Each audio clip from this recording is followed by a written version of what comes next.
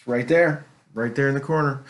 Again, right, a lot like the mute button, located in about the same spot. So I did these at the same time.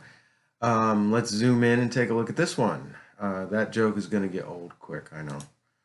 Okay, so video button on off, same, off, on, off, on.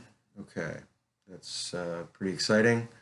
So the caret, same as the mute button, except that there are less things to select. You've only got the camera, and you can make your decision there which one.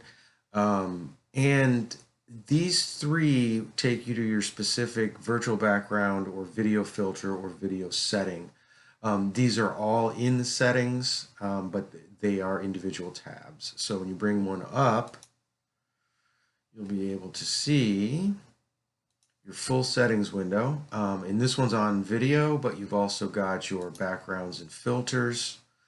And your audio is here as well. These are all in the same settings menu, so they all kind of go to the same place. All right, that is it for this one. It's not too complicated this time. So leave me a comment. Let me know what you think. As always, have fun and learn.